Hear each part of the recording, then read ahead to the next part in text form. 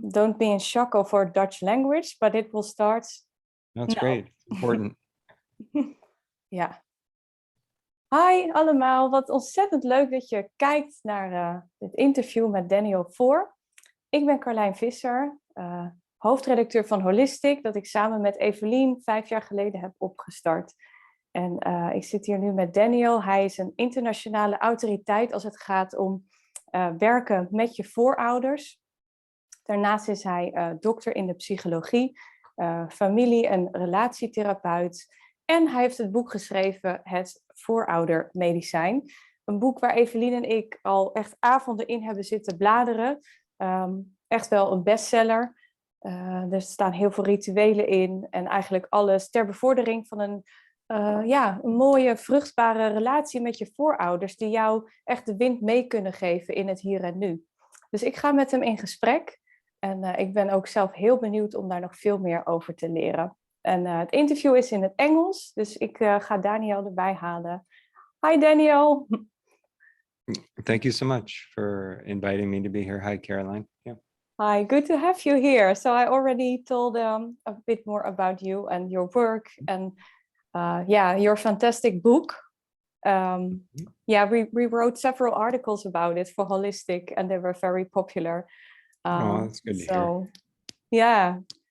So thank you for your in-depth work when it comes to this topic. And I think it's good that, we all learn a bit more about our ancestors, which playing such an important role in the here and now. Mm-hmm.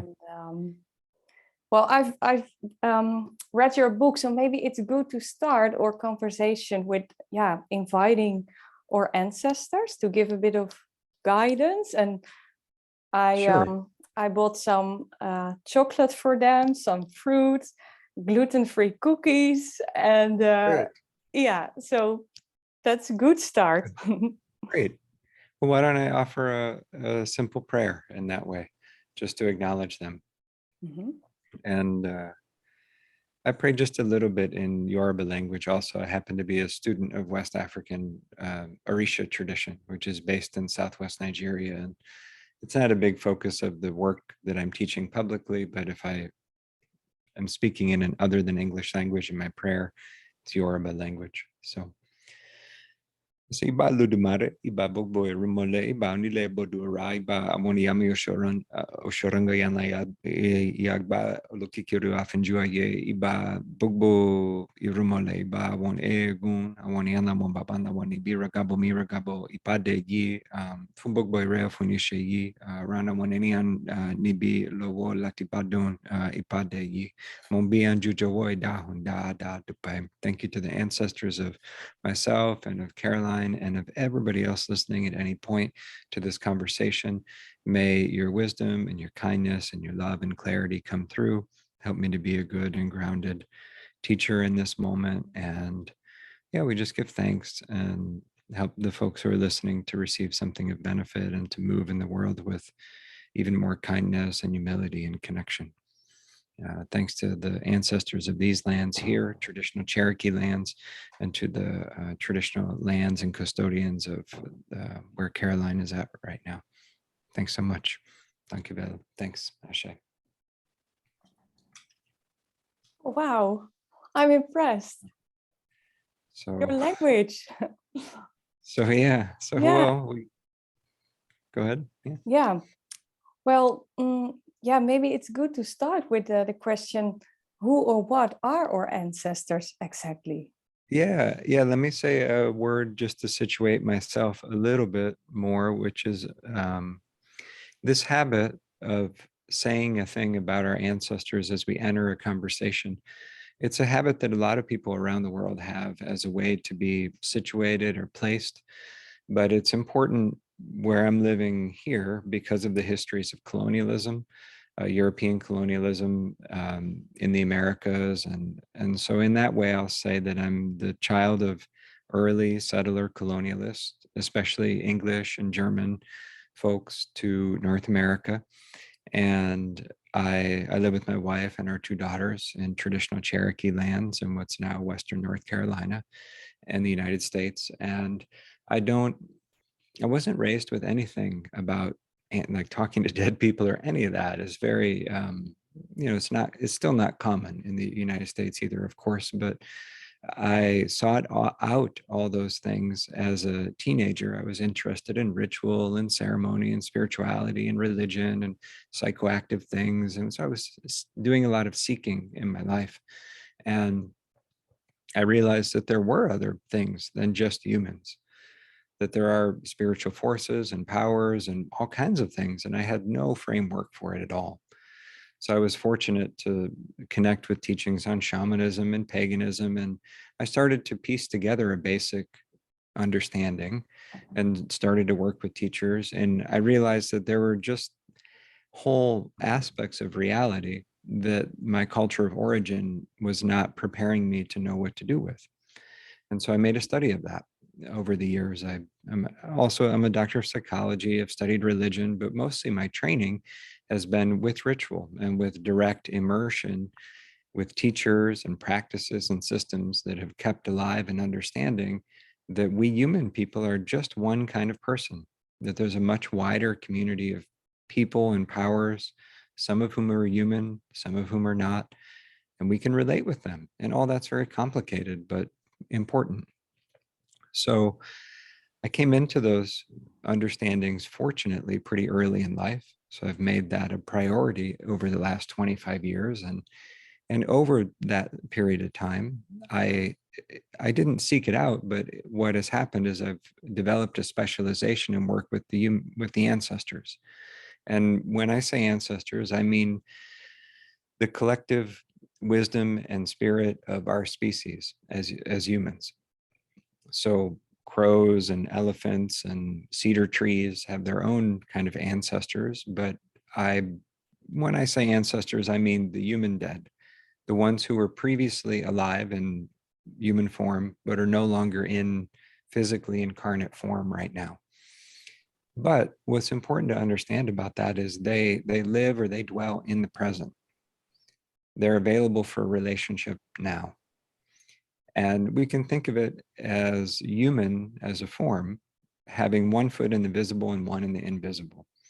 And so all of the not visible to us right now ones are the ancestors, the ones who are in spirit form, let's say. And those are the same ones that are being born. Most traditional cultures don't have a different category for the descendants or the ones returning. Like our two daughters, we view them as ancestors who have returned. And in that way, to come back into relationship with the ancestors, and there are many different ways to do it, is to come back into relationship with the collective wisdom of our species and to remember that we're not just an isolated individual. And there are many kinds of ancestors, but I have tended to encourage people to begin by relating with their ancestors of blood or of body, because they have an influence in our lives, whether or not we want to work with that consciously. It's an unbreakable connection because of the body, the influence of the body on our consciousness here. Mm-hmm. I know that's a lot, but that's, yeah. Yeah. And don't you think that when a person died and maybe become an ancestor, but then there's also that he or she maybe emerged in the broader collective as a soul? Yeah, there's a lot of layers in what you just asked, which is what happens when you die, right? And so part of it is, do we retain our individuality, and or are we part of just a big group energy? And I think it is a bit of both. In general, to back up, an important principle is that just dying doesn't automatically make you wise and kind. It means you're not incarnate anymore. And the animating intelligence is not able to do that because the body is not inhabitable anymore. So people who were just terrible during life are not automatically full of love and sweetness and roses just because their body died. So consciousness itself can change after the death of the body, but it doesn't automatically change. And a lot of the teachings, whether it's Christian teachings or Buddhist teachings or many Jewish, Islamic teachings, many other systems recognize some complicated and important things tend to happen on a soul level after the death of the body, that something continues. And that doesn't have to be religious. It doesn't have to be dogmatic. It just is a way of saying we're not only the body, that something about consciousness continues. And so an important principle is that not all of the dead, not all of those among the dead are equally well and wise. We could think of it like their condition reflects our condition here. Some things in the world are very dangerous and terrible. Some things are beautiful and safe and awesome. It's like that with the ancestors too. They're just like the living in that sense. They have the full spectrum. So we need to engage discernment in relating with them. And like the living, they can change. They can be a real mess at the time of death or right after, but then something shifts and there's an opening, or they're more connected to love, or a healing happens, right? So one of the indicators of the dead who are more troubled is they tend to often be more isolated or more individual.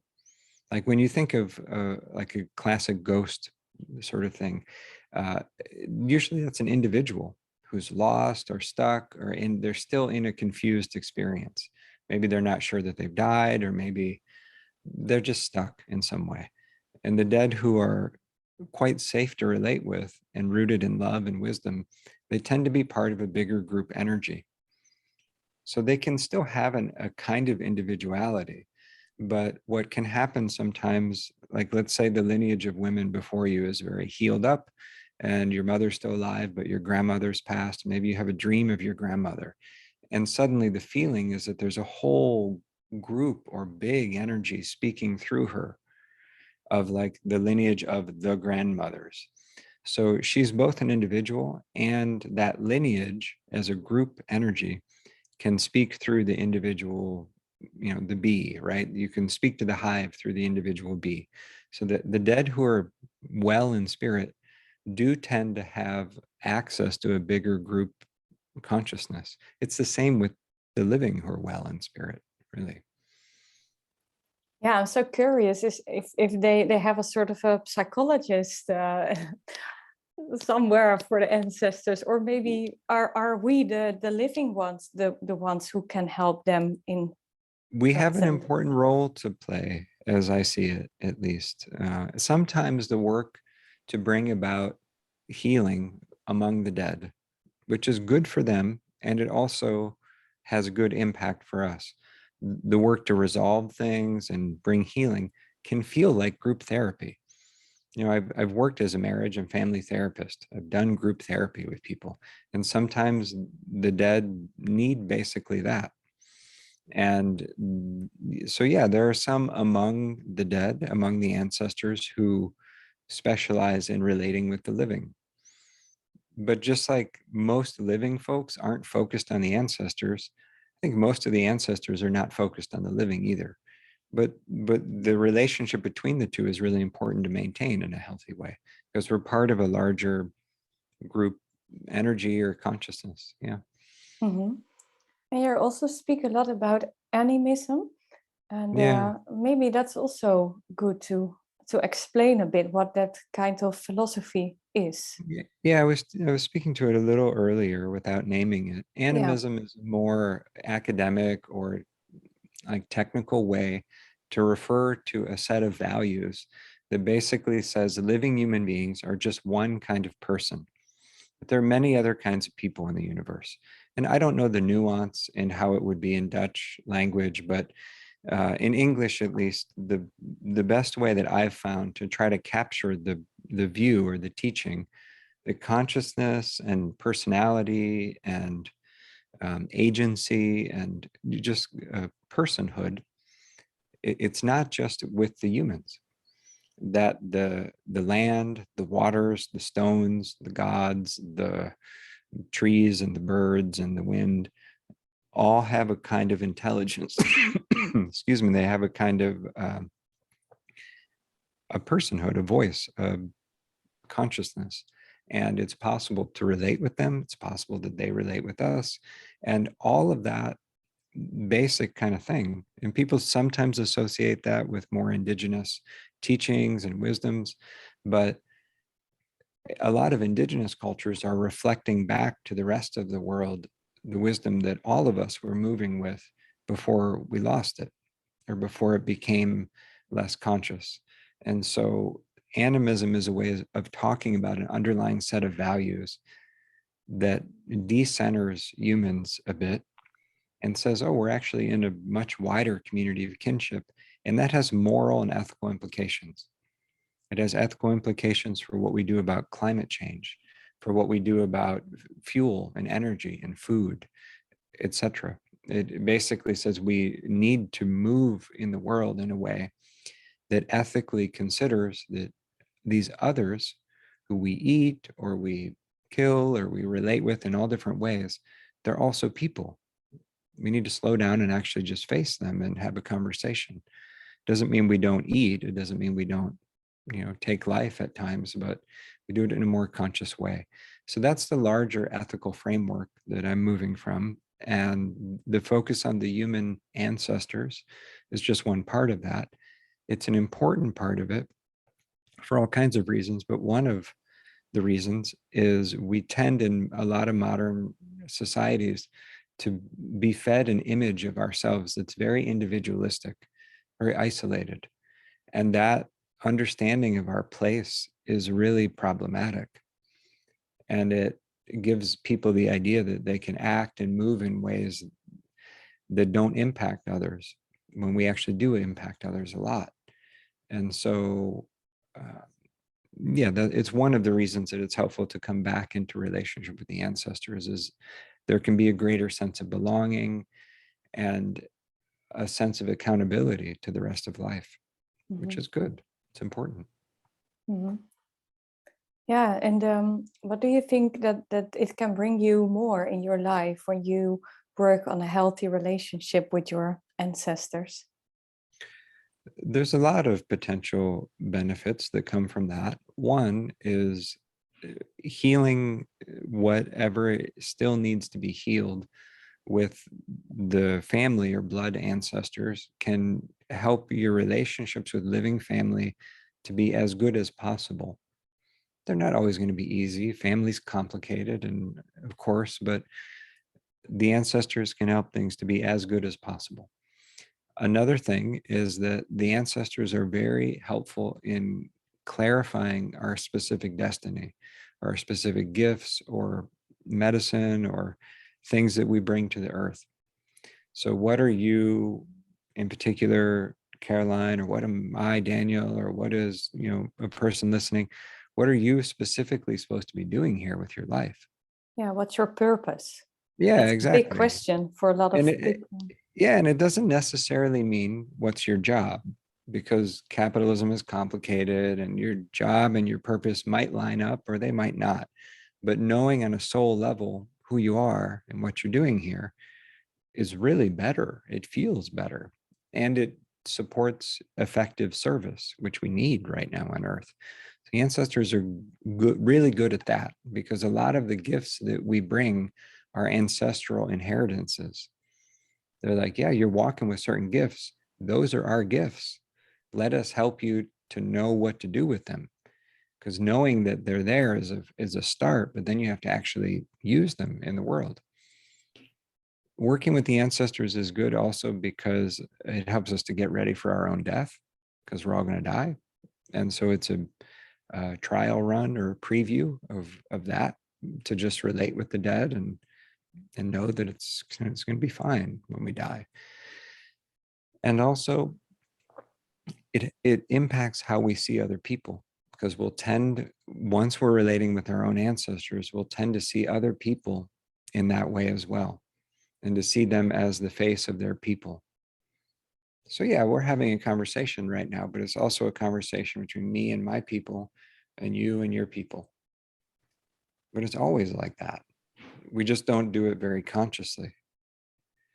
And all the cultural healing that needs to happen, whether it's from legacies of like Dutch colonialism or the anti-immigration things that can happen there, or whatever the local challenges are there. Those are ways in which one person's ancestors enacted harm or were experienced harm from somebody else. And now they're in communication with somebody else.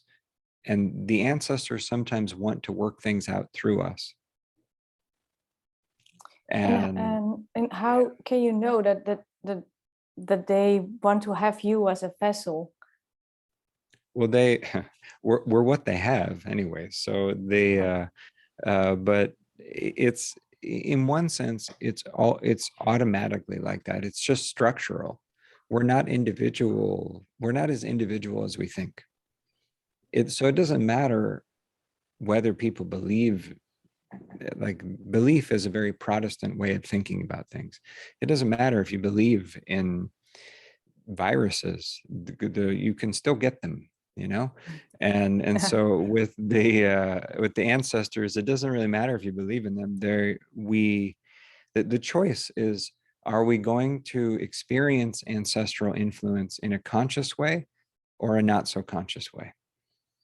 And if you don't bring the ancestral or intergenerational influence more conscious, then you don't have as much choice. You just do it. You just think, oh, that's me doing it. So there's not a recognition that your identity is actually the continuation of intergenerational forces or patterns. But when you bring things more conscious, you can at least have choice. Be like, oh, this is something I inherited, and I'm not sure I want to continue it. What do I do now? So then that invites a process of ancestral healing or cleanup or repair that can happen. So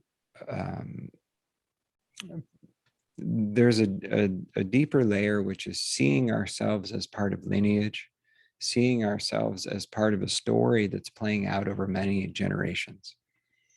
When we allow for that possibility that we're not only individuals, then a lot of the practical exercises and practices and ways to heal things up start to make sense. Like, oh, well, if I try on that view, well, then it might make sense to talk to those ancestors, right? Yeah, totally. And so then ancestral reconnection and communication becomes not just possible, but actually it's relevant. There's a need for it. Mm-hmm. Can you describe maybe a certain healing process when you start with reconnecting with your ancestors? Yeah, the basic move, the basic first approach. I mean, in the work as I guide it, or as the people I've trained to guide it, first, there's often an assessment of what's actually happening with your different ancestral lineages. So I invite people to consider 4 lineages. So your mother's mother, your mother's father, your father's father, and your father's mother.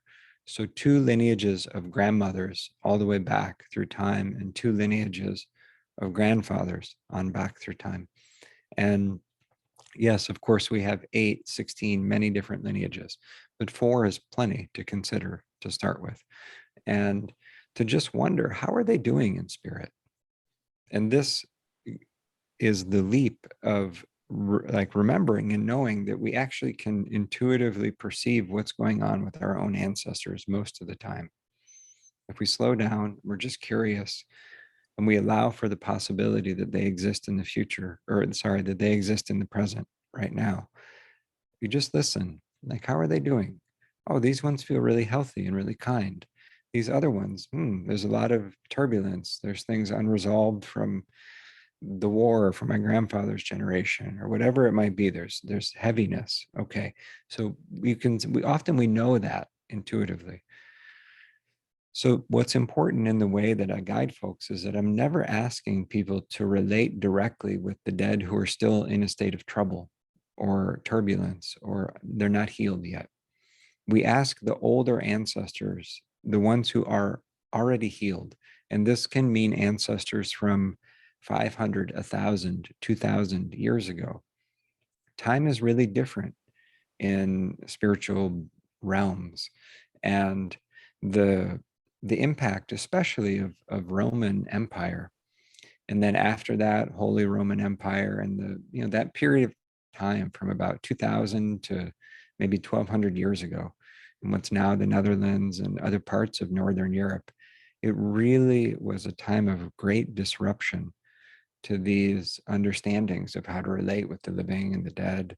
Because for the many, many thousands of years before that, what we're talking about right now is very normal. And it's just a regular kind of thing. It's not spiritual, it's not special, it's very normal. So it's good to connect with some of those older grandmothers and grandfathers who during their life knew what it was like to relate with the ancestors. And so now in the present, when we call on them, they're like, hey, what's up? Yeah, we understand what you're doing. We're here. We're happy to help. So we basically ask the ones who are already healed to bring healing to those who are not yet in that condition. Mm-hmm. And in that way, the client or the person doing the actual practices, they're not the one doing the heavy lifting. They're not the one doing the work, so to speak. They're asking the helpful powers to intervene and to step in and bring healing where it's needed. That's important. That's a different way of working. Yeah. Mm-hmm.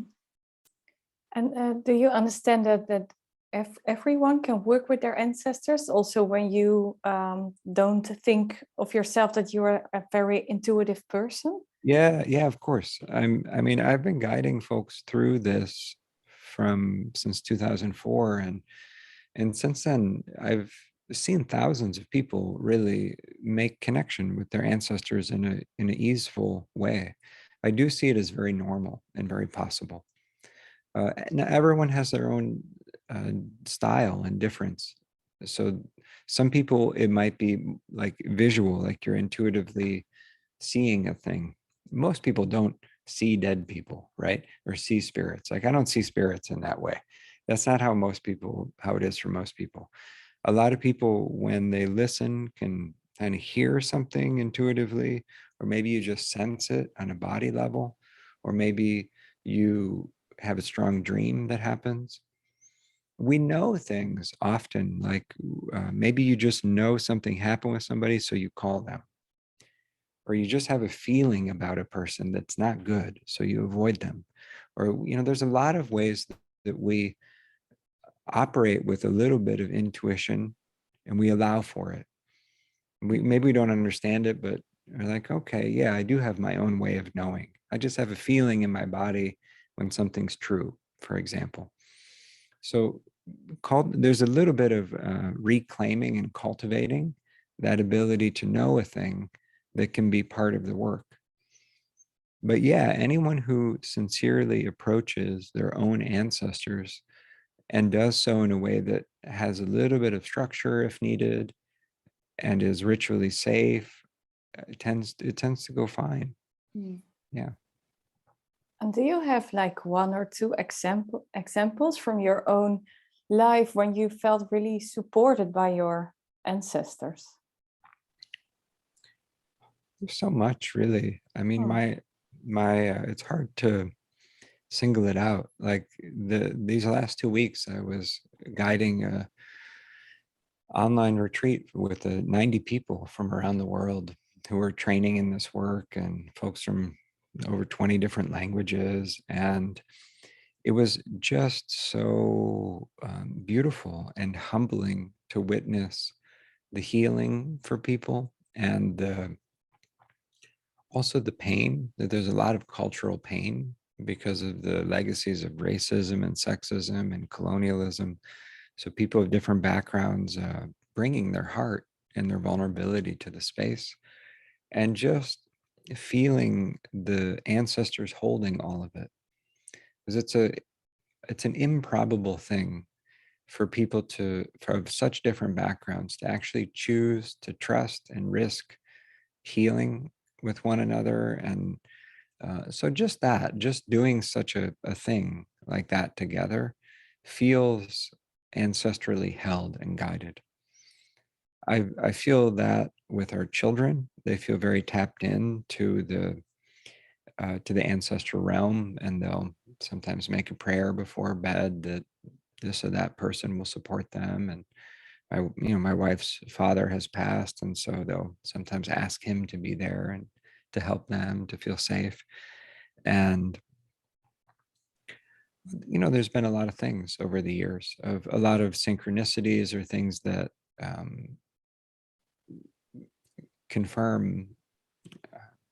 It's hard to reach for just one example, really. Yeah, I can imagine. But my, I didn't set out as a young person to say, well, I want to be that. I want to be the ancestor guy. I want to be the one who's like helping other people with their, with their ancestors. But it's a real honor and delight to do this kind of work, as one of the main things I do.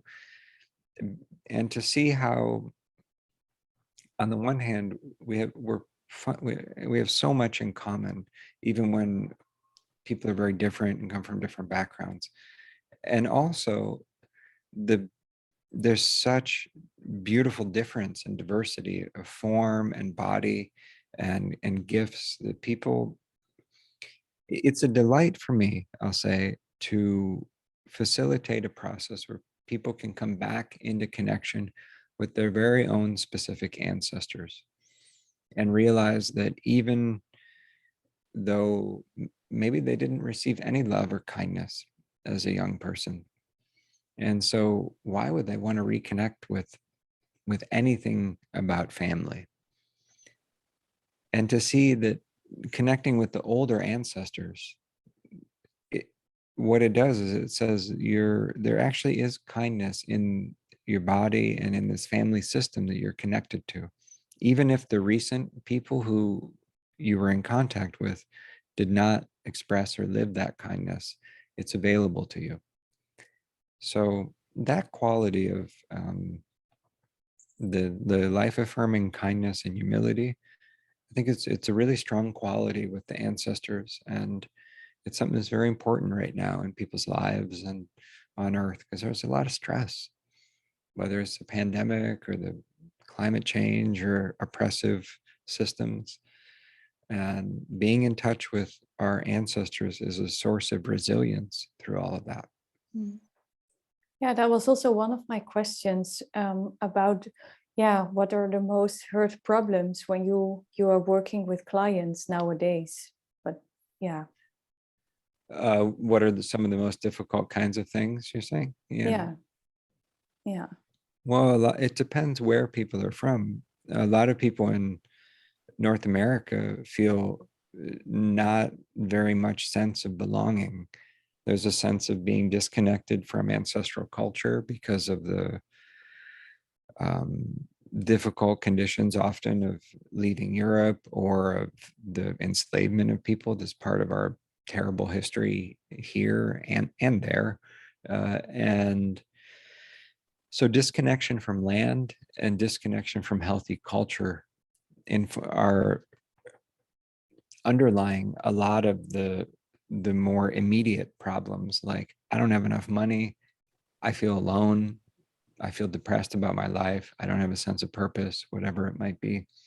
And so there's no instant fix to all that, but the ancestors can step in and be like, I see you. You're not alone in it. It's difficult. Yes, you've made a mess of the world, folks, but you're not alone in it. Like, they're not abandoning us, because they see the potential of what we're doing here. And we're at a moment in our history as a species where it would be easy to feel cynical and to feel kind of overwhelmed. Just since the pandemic, it seems like we've turned a corner from like, oh, a lot of problems are coming, into like, oh, now we're in them. Like, we don't go back to before the pandemic. It doesn't, like with the climate change and with like, we're in it now for the rest of our lives and our children's lives, at least. We're in it. It just is. And when things are in a time of crisis, it's when our character is really forged or really defined. And the ancestors can bring a sense of of morality and ethics, not a heavy, oppressive, like restrictive morality, but a sense of interdependence and responsible choices and courage. Because it takes courage to do the right thing sometimes. And we need that kind of courage right now. Yeah.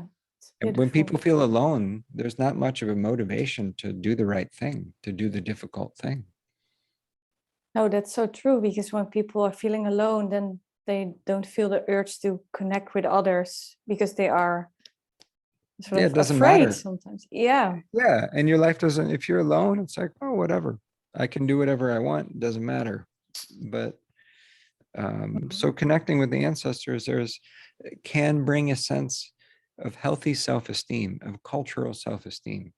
We need to actually really believe in ourselves and have a strong sense of self to do the right thing and to act in courageous ways.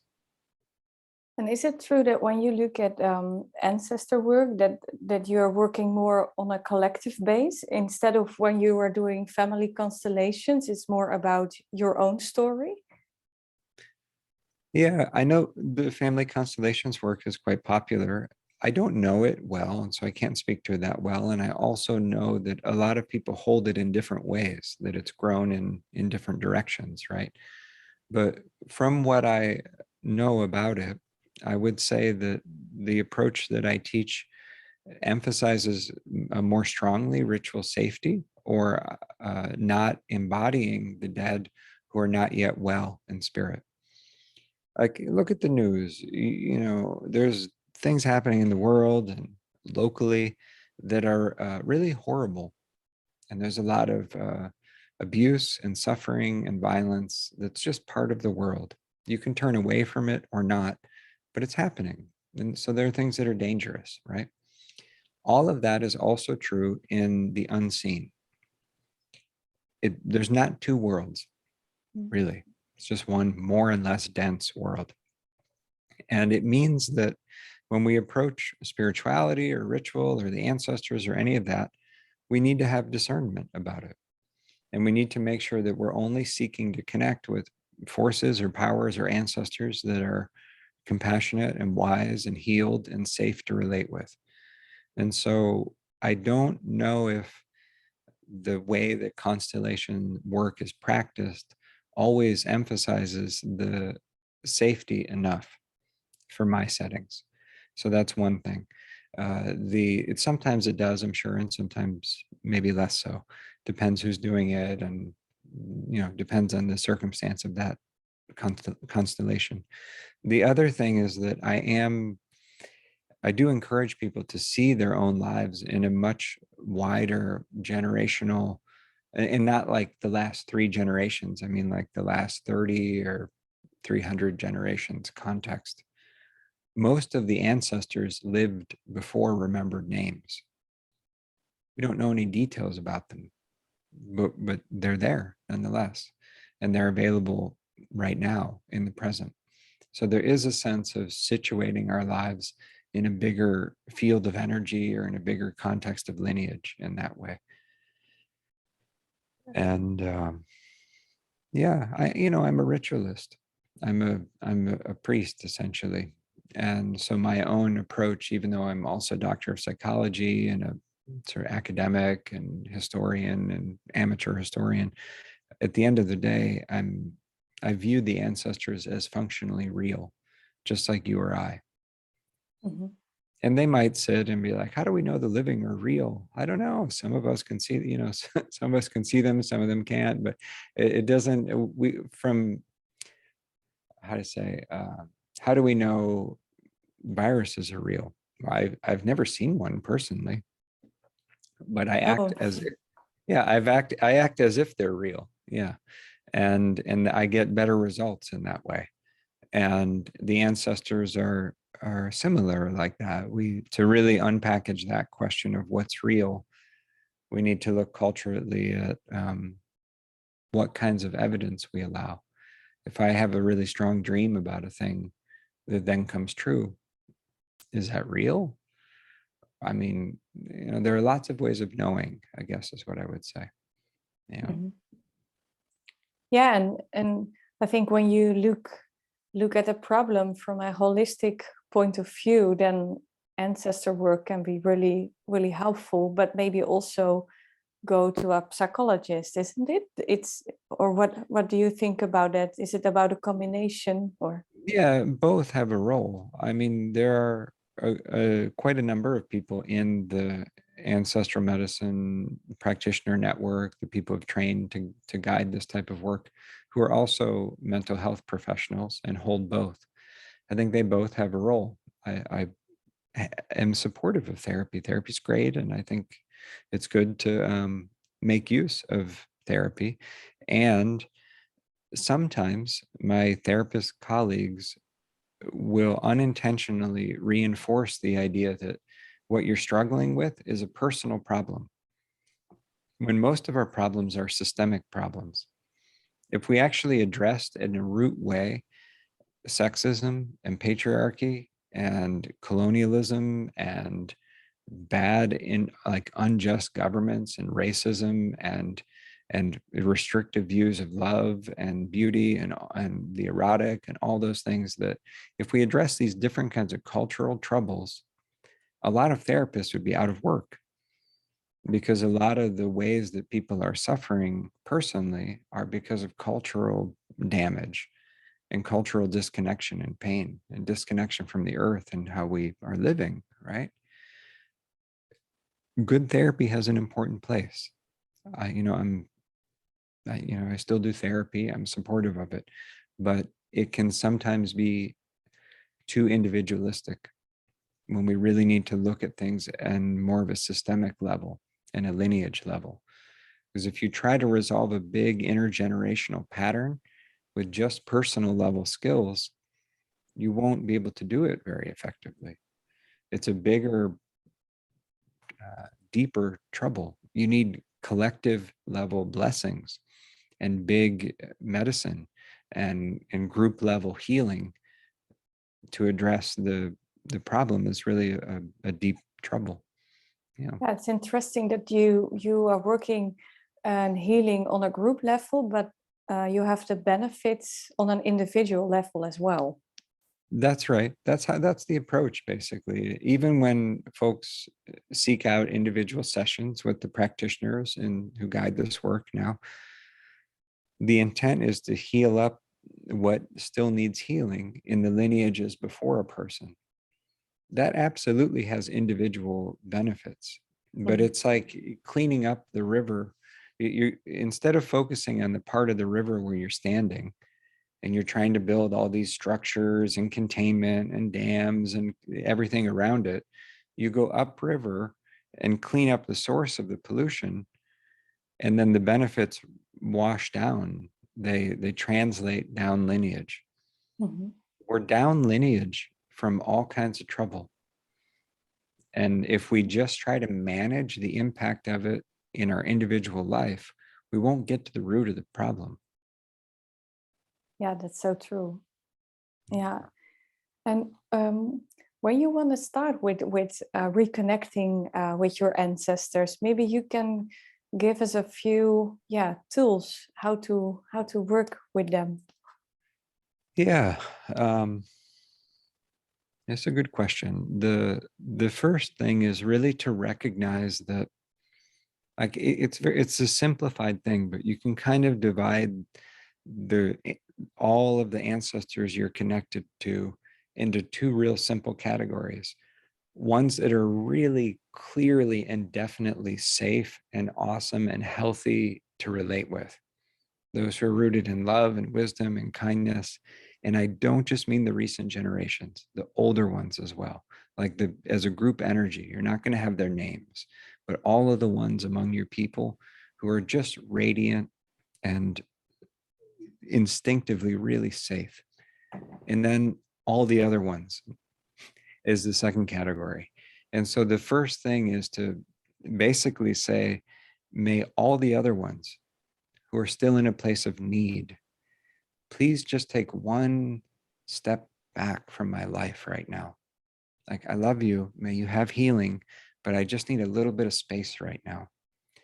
And may all those, and I don't know your names, who are really vibrant and healthy and rooted in love and able to help me, may you take one step forward.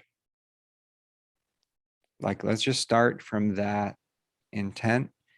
And then the other thing is to make intent to have a conscious, helpful relationship with your own ancestors, to allow it in, to say, okay, I'm not sure where this is going, but I'm open to the possibility.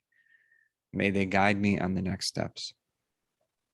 So setting intent, inviting those who are healed and well and able to help you to step forward. And in doing that, they're having a bit of a boundary with any who are interfering or having a not helpful influence on your life right now. So that's the first thing. And then beyond that, folks could reach out to a practitioner. They could, of course, they could check out the book and do practices there. And my view of this is that a little bit of help up front goes a long way. Like if you're going to learn something like scuba diving, you could teach yourself, but it's a little bit dangerous. And once you just have a lesson or a little bit of help up front, then you can do it by yourself for the rest of your life. So there's a little bit of framework and things to keep in mind when safely relating with the dead that make it useful to engage some kind of approach up front, just until the point where you and your ancestors are in easy, direct communication. At that point, whatever, you have the connection, you can go from there. Yeah. But those are some of the main principles. Is like, call the ones that can help you closer and actually let them know directly. Speak out loud to them. Say, I don't know your names. I don't know. This is weird. I'm not used to it, but I'm going to try it on. I'm open to the possibility of being in relationship with you more consciously. Let's do it. And then you kind of just listen to what happens in your life after that. Stay open and, maybe take some steps around it. But that goes a long way to communicate to them your openness. Yeah, maybe it's a 5-year plan or something. It depends. Like, it seems, how to say, we have a funny mistaken idea sometimes that we should just know this stuff. Like my dad, I love him. And he, at times when I was growing up, is like, well, you thought I should kind of just know about cars because I'm a guy. I'm like, I don't know about cars. I don't even care about them or whatever. So there's a sense of I'm just supposed to know this stuff. And we think sometimes that we're just supposed to know how to navigate relationships with the ancestors. It's like most people don't know how to navigate really healthy relationships with other living people. We have to learn as we go. They're just other kinds of people. And maybe we do some therapy, we read some books, we have some life lessons, we have good friends, but gradually, we learn some stuff along the way, hopefully. It goes more efficiently if we allow in help. That's what good therapy does. That's what good friends are. And it's the same with the ancestors. There's a little bit of learning up front goes a long way. I mean, we can improvise, but it's more efficient to allow in a little bit of help. Yeah. And that was why I wrote the book, because and the book is full of practices. It's not like a poetic appeal to people to relate to their ancestors. It's like, here's how you do it step by step. And that the intent in that is to make basic accessible practices widely available. Yeah, and it's about practices which you've learned during your training when you were with the shamans. Some of the practices come out of my experience with ritual, and some of them are informed by my experience with psychology, but a lot of them are just coming out of my own process of reconnection. And in that way, the work of ancestral reconnection is not something that's easy to find. Even if you go to the most remote indigenous community and work with the shaman or the healer, they don't have a ritual for what you do when you break your culture, because they didn't break their culture. Mm-hmm. And so some of the kinds of practices, like what's in the book, are practices to make a repair when it's needed, when there's an intergenerational pattern of not being in relationship with the ancestors. How do you come back into relationship safely when there's a backlog or unpaid debts? There's a backup of pain and of sorrow that hasn't been felt and it hasn't been addressed. How do you safely come back into that mess when you know that your people maybe they didn't live very well in the last few generations? So you don't have a good opinion of your blood ancestors. So what do you do then? Yeah, those are important questions. Yeah, and is it true that when you start working with your ancestors to prevent that you are getting contact with a wandering ghost, that you really need your intuition? Is that the base of the practice, actually, your intuition? Yeah, I would say that it's important. What to say? When people do like a session with the practitioner in this work, the practitioner is not presuming to communicate with your ancestors for you. They wouldn't be like, okay, Karlijn, this your grandmother tells me to tell you this. It's not that. That's a different kind of practice. That's not what I teach. It's fine. It's just a different thing. It's like mediumship. And instead, the space of a session is helping you to know what questions to ask and to strengthen your own ability to relate directly with your own ancestors. And so doing that does call for establishing safety and making sure that the ones that you're relating with are in a good state, that you feel good about it, you're aware of your choice and consent, and things are happening in a safe way. So part of that is also trusting your discernment. We need to do that with the living when we come into contact with people. Some people are hazardous people, and we need to know when to trust our sense and back up from those people. Mm. So yeah, intuition is a big part of it, and also just having a framework to sort of ask the right questions. And like if you have no understanding of a culture and you go to visit that place, if you're even if you have good intent, it's possible you could be taken advantage of because you just don't know what's normal, and somebody could tell you one thing and you don't know. So in that way, being a little bit educated and having a support initially helps you can be helpful to make sure that things are done safely. Mhm. Well, I've actually two more questions because we're almost out of time. But Sure. yeah, what does your personal ancestral medicine look like on a daily basis? Yeah, parenting is really demanding. Mm. I think I mentioned we have a 1 year old, almost one, and almost 4 year old. And so my ancestral reverence includes changing diapers and making pancakes and doing bedtime, and which I joke that it's my ancestor reverence, but I mean it also, because that's how you care for the ancestors returning, is to care for the children well. And the ancestors and children have a very strong connection. And I also make offerings. I also do ritual with our lineage in West Africa and Yoruba culture. And I teach, and my teaching requires me to do a lot of checking in with the ancestors and listening to them and making sure that I'm doing things in a good way. So I will sit and pray and meditate some and do divination and spend time with them. But what happens in our sort of personal practice is I think things change over time, and there might be a cycle where there's a lot of things that happen, and then there's not much for a time, and then a lot, and then not much.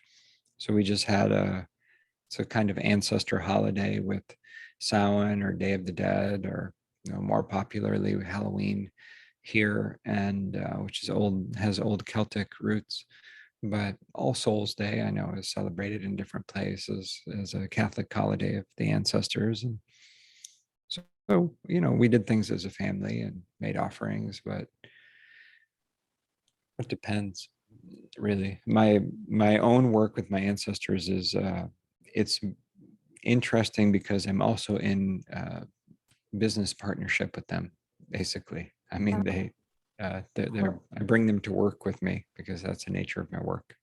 Yeah. Yeah, that's interesting. Yeah, and yeah, I saw some beautiful pictures from offerings. It's called a despacho, and maybe you can tell a bit more about that. Is that something that people can do at home, or what would you recommend? Yeah, of course. It's great and traditional and encouraged to make offerings, especially to your wise and loving and kind ancestors. It's a different kind of practice to ritually feed the dead who are suffering, and I don't recommend it unless you know how to do that safely.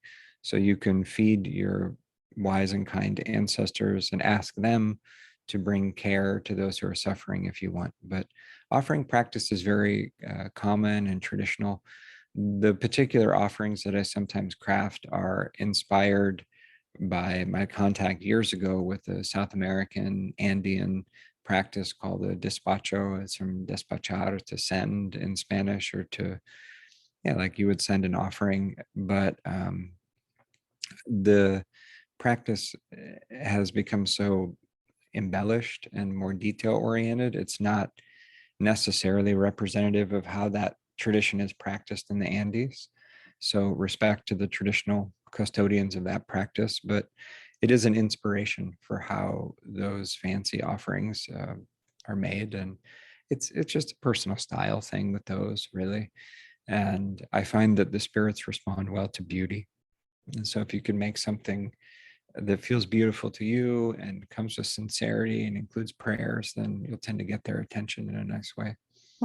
Yeah, it looks like pieces of art, Yeah. but they are. Yeah. And last question, but I think a lot of yeah, of our listeners, they want to know that what can you do when a loved one is dying, and how can you help that person to become a wise ancestor instead of a wandering Yeah. ghost, where you talk about? Yeah, it's a good question. There are layers of how much to help, but one, in addition to honoring your own grief and trying to resolve anything that needs resolved with them before they die, and being loving, and in addition to all the psychologically good things to do, which matter and they're important, you can also ask that the helpful ancestors of that person who's dying step forward to receive them and help them to transition in a good way, because that's who receives us, ideally, at least when we die. And if there's disturbance or things that still need healing in the lineages before that person, and you share those lineages with that person, then you're in a position where you could do that healing on their behalf, because it helps you as well. Like if a parent's dying, or a grandparent, or even a sibling or a child, you can make sure that the lineages that come before them are really in a healed condition if they're not already. And that's the focus of the work itself that we're referencing. That really clears the way for them to be received easily by the ones before them. Mm. But a short thing to do that's always possible is to just envision them being their best self, envision them on a soul level being courageous and loving and ready to go when it's their time, and being received by helpful powers to make the journey. Mm. Well, Yeah. thank you. And when people want to know more about you, or want to do a training with you, maybe you can give us the information. Yeah, the website ancestralmedicine.org. So TRAL, ancestralmedicine.org is where to find all the information about the online courses and the training program, and the directory of practitioners who guide sessions, which include, there's one Dutch speaker who's in training now and another who offers sessions in Dutch. And so if any of your listeners or folks tuning in feel more comfortable engaging the work in Dutch, that's also an option. So Yeah, so we can find her details or his details on your website. that's right. Yeah. Yeah, Yeah. fantastic. Yeah, well, thank you so much for this interview and conversation. Thanks, Karlijn. It's good. And thanks to your people, and to the ancestors for making it possible. Yeah, definitely. Yeah, and or is there something that you want to mention which I forgot, or? No, well, I guess as a last thing, I would just say to people, don't view all this as even a spiritual topic. It's just a regular life thing. It's very normal to relate with the dead. You don't need to have a certain religion or a certain identity or to make a big deal out of it. It's actually a really normal thing. It's unusual and abnormal to shut down those relationships because they're just they're a natural recognition that we're part of this much larger web or net of consciousness and kinship. So if things have already been happening for you, contact with the dead, it's fine. It's normal. It's not a big deal. See if there's anything you need to do about it. Or if you're curious about it, then just take a step toward it. It's very accessible and it doesn't have to be a big deal, really. Yeah, and I think it can already happen when I'm cycling home after our conversation, and then yeah, I'm trying to make contact with them or thank them or Exactly. acknowledge It them. doesn't have to be at like some special time of day in a special setting where you're being very spiritual. It's not like that at all. It's very everyday, very normal. Yeah, I think that's a big shift we have to make in our Western culture. Yeah, that's true. Yeah, and that We'll we get don't. there. Yeah, that we don't have to be afraid only for the dead. Right. It's just a transition. Yeah. Yeah. Good. Yeah. Thank you so much. I will put down the record. Okay. Yeah. Stop.